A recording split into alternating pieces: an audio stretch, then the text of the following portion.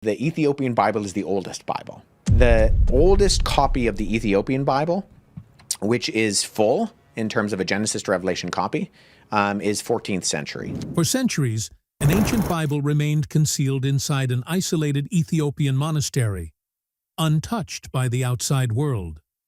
Within its pages lay a resurrection account found nowhere else in Christian scripture.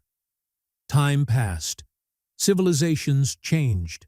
Scholars searched in the wrong places. And this story came dangerously close to being erased forever. So what was this manuscript guarding? And which part of Christianity's story slipped quietly out of history? Today, we open the Garima Gospels and uncover a forgotten chapter of the Christian faith, one that nearly disappeared without a trace. The truth that shakes the foundations of what we've been taught. A truth that leads us back, not to Europe, not to the halls of Rome, but to Africa, to Ethiopia. Most of us grew up believing the Bible was the same everywhere on earth. 4 Gospels, fixed chapters. Identical endings, repeated week after week in churches across the globe. It felt final, settled. Not something you questioned. But when researchers began digging deeper into early Christian history, a very different picture emerged. The Bible's journey was far messier than we were taught. Some stories survived only because they were hidden far from Europe. Others were altered, excluded, or quietly left behind. Christianity's past wasn't erased all at once. It was slowly edited. High in the mountains of northern Ethiopia sits a monastery known as Abba Gara. It's isolated, difficult to reach, and for centuries it safeguarded something extraordinary. Within its walls rested a book many believe was never intended for public eyes.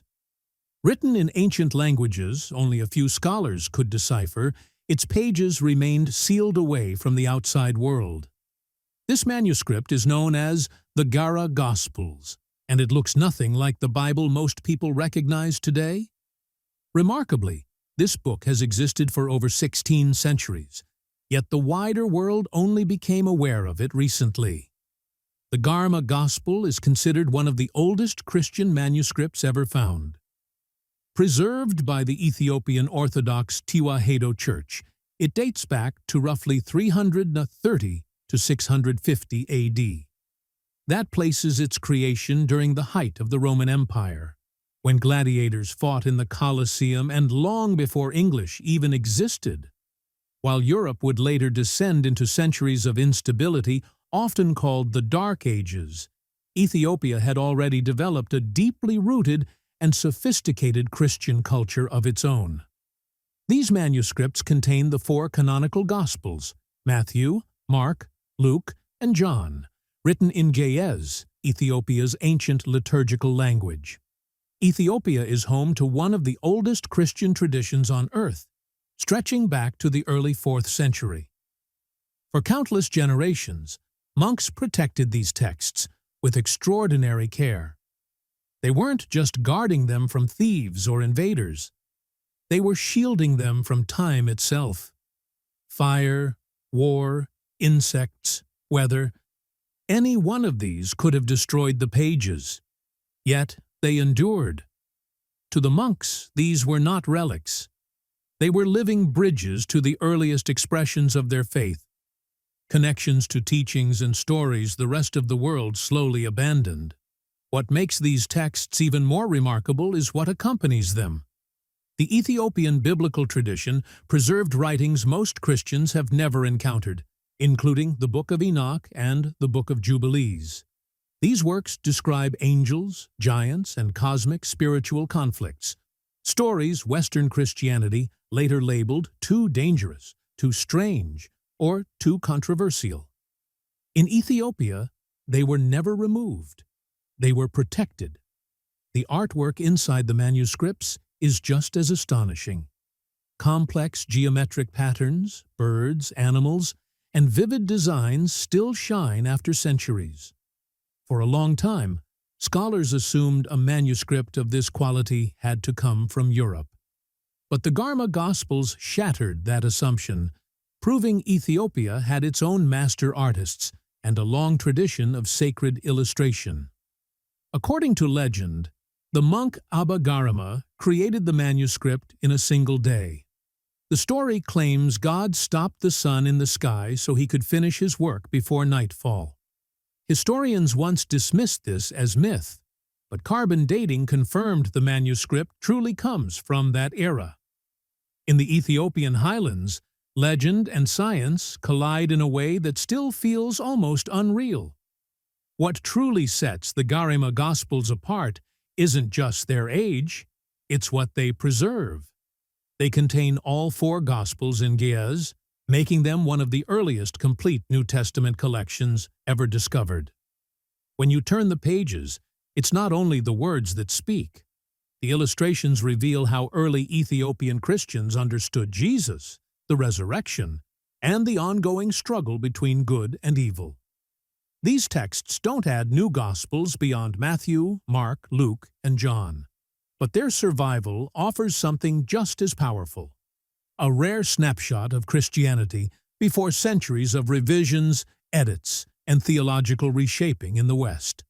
They show a faith that wasn't only about doctrine, but about cosmic meaning, spiritual conflict, and daily belief. For centuries, Western scholars doubted these manuscripts even existed.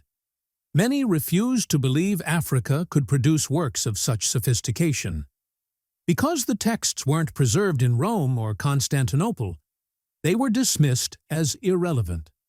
The monks were underestimated. The monastery was ignored. But before we examine the lost passage itself, we need to understand what truly makes the Ethiopian Bible different. Why did it survive when so many others disappeared?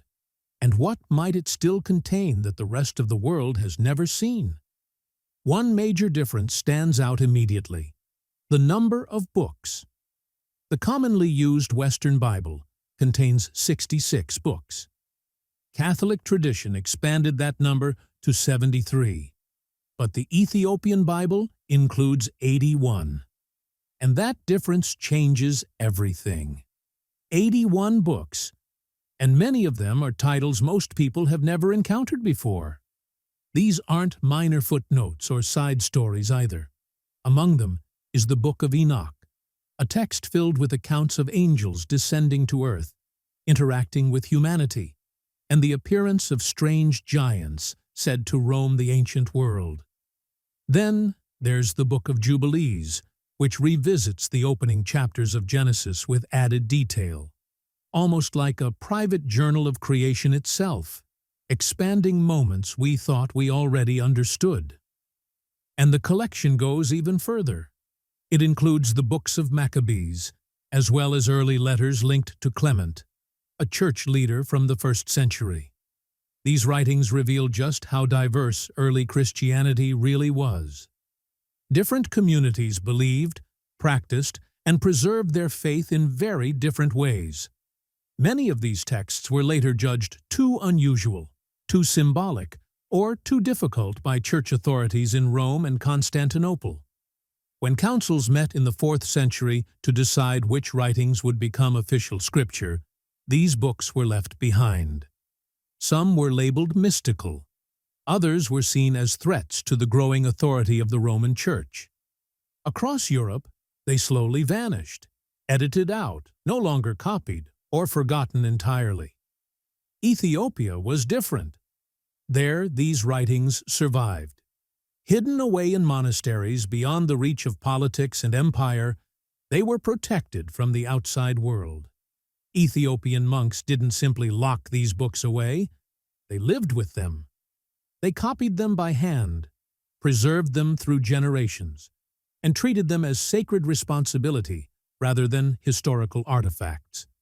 Many of these monks lived in extreme isolation, on mountain cliffs, in rugged highlands, enduring harsh climates and near total separation from the rest of the world. These were not casual caretakers. They were guardians of memory. Every prayer, every ritual, every night of work was tied directly to the manuscripts they protected. They weren't trying to challenge Rome or rewrite history. They simply believed these texts mattered, and that belief kept them alive. The language itself is part of the story. The Garima Gospels and other Ethiopian manuscripts are written in Ge'ez, an ancient liturgical language still used in Ethiopian church services today. This isn't just another translation of the Bible. It's a living snapshot of how early Christians thought, wrote, and understood the world. Reading these texts feels different. They preserve ideas and imagery that later traditions trimmed away. You can sense a worldview where angels moved freely, spiritual forces were active, and unseen battles shaped daily life. Faith wasn't abstract. It was immediate, vivid, and cosmic. Then there's the artwork. The illustrations are striking. Birds, animals, complex patterns, and bold colors fill the pages. Even after centuries, the pigments remain strong. For a long time, scholars assumed manuscripts of this quality could only have been produced in Europe. Ethiopia shattered that assumption. It had its own artists, its own traditions, and its own vision of sacred beauty. And yet, despite all of this, most of the world had no idea these texts even existed. But the Ethiopian Bible matters. It challenges the idea that early Christianity followed one clean, simple path. Instead, it reveals a faith that was larger, stranger, and far more mysterious than what many of us learned growing up. While we may never fully know why certain books were excluded from the Western canon, Ethiopia's preservation proves one thing clearly. There was always more to the story. So, what else lies hidden within these 81 books? What message did the post-resurrection passage carry, while the rest of the Christian world moved forward without it? And could it reshape how we understand Christianity's earliest days? For generations, the ending of the Gospel of Mark has unsettled readers. In the earliest manuscripts, the story stops abruptly at chapter 16, verse 8. The women visit Jesus' tomb, find it empty, and flee in fear. No appearances, no final words, no sense of closure, just silence. Centuries later, additional verses were added, describing Jesus appearing to his disciples and giving instructions. Scholars have long debated which version reflects what early Christians originally read. This is where Ethiopia becomes crucial. The Garima Gospels, written in Ge'ez between the 4th and 7th centuries, preserve Mark in its earliest known form. And unlike later European versions, they do not include the added ending. The story stops exactly where the women run from the tomb in fear. This gives us a rare look at how early Christians may have experienced the resurrection. Before edits, before theological smoothing, before political influence shaped the narrative. And that raises a disturbing question. Why did this version survive only in Ethiopia? The answer isn't just geography. Ethiopian Christianity developed independently, outside the councils, power struggles, and doctrinal battles that defined Christianity elsewhere. Ethiopia became Christian in the 4th century under King Ezana, long before most European nations even existed.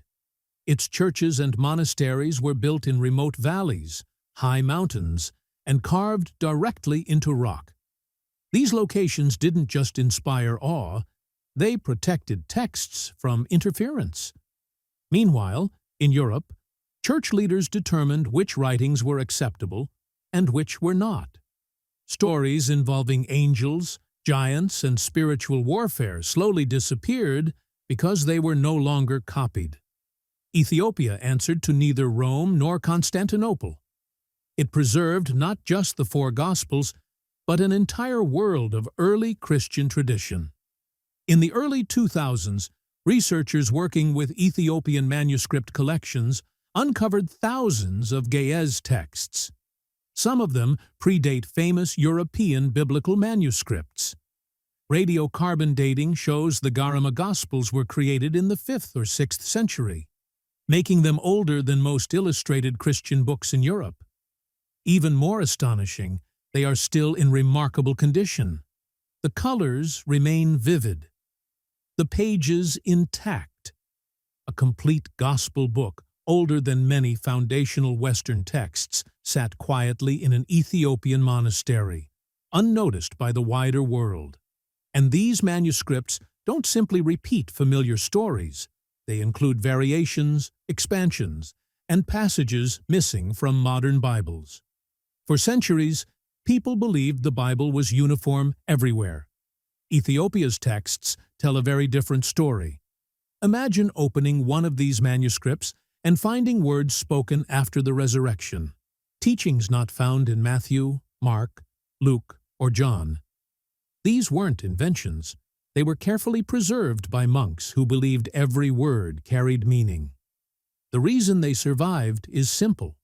While Europe debated, revised, and removed texts, Ethiopia kept them all. The mountains shielded them. The monasteries protected them. And the monks ensured these voices would never disappear. The Garima Gospels suggest the resurrection wasn't only about hope, it was about awareness. That evil was real. That spiritual conflict continued. And that faith meant understanding unseen forces at work in the world. It's easy to see why early church leaders might have been uneasy with such ideas. These teachings were deeper, more challenging, and sometimes unsettling. They demanded more than simple belief. The survival of these texts reminds us that early Christian stories were not fixed. They were shaped by power, fear, and authority. Ethiopia preserved a version closer to the earliest traditions, one where the resurrection marked not just victory over death, but the beginning of an ongoing spiritual struggle. If Ethiopia kept what others discarded, what does that say about the choices that shaped the Bible we know today? And what might these ancient pages still be trying to show us? Some books survive because they are protected. Others survive because someone refuses to let them disappear. This Ethiopian manuscript survived because of both, quietly preserved, while the rest of the world kept rewriting its sacred story. And when we look at it now, we see something clear. Christianity didn't grow from a single voice or path. Different communities remembered different truths. Some chose simplicity. Others chose depth. Ethiopia chose to remember everything. Other communities chose to hold on to stories that were intense, challenging, and sometimes uncomfortable. The Ethiopian Church made a deliberate decision to preserve texts that other regions set aside. And that decision gives us a rare window into how the earliest believers understood their faith. To understand why a post-resurrection passage survived in Ethiopia but disappeared everywhere else, we need to look closely at what was happening in early Europe. In the centuries after Jesus, Christianity was spreading rapidly, but leadership was fragmented. Different regions had their own writings, interpretations, and traditions. There was no single Bible yet, only many versions of the story. When European church leaders began working toward one unified scripture, they faced a serious dilemma. There were too many books, too many voices, and not all of them agreed. The resurrection was the foundation of the faith, the moment everything hinged on. Leaders wanted that moment to be clear, controlled, and easy to explain. Any text that added new details, unanswered questions, or unfamiliar scenes felt dangerous. A longer or more complex resurrection account could spark debate or encourage groups to form beliefs outside official control.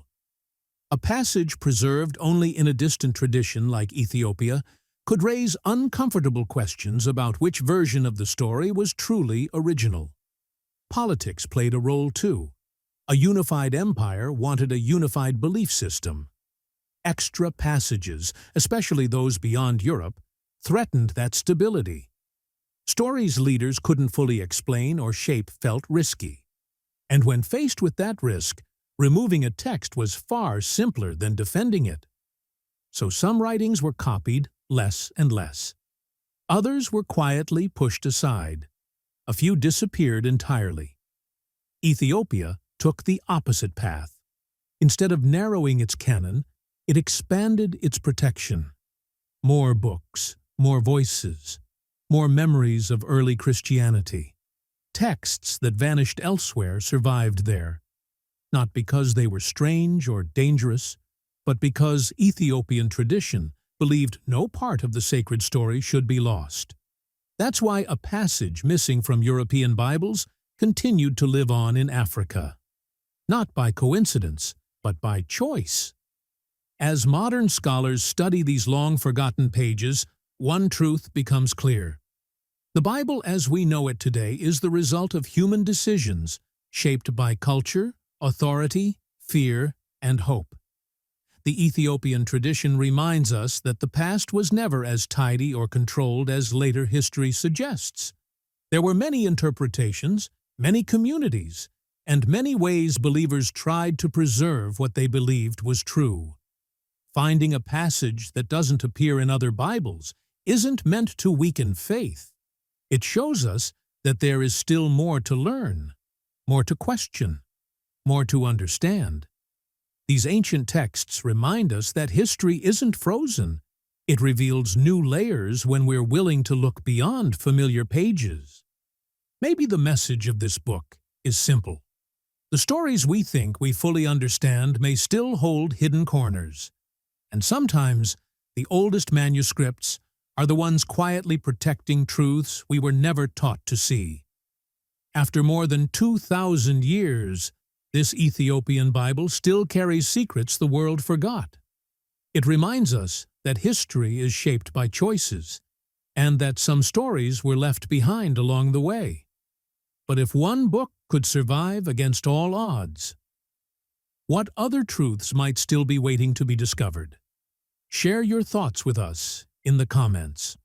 What surprised you most about this discovery? If this journey into history captivated you, make sure to like, subscribe, and share with others. And don't stop here. Click the next video to continue uncovering the secrets history nearly forgot.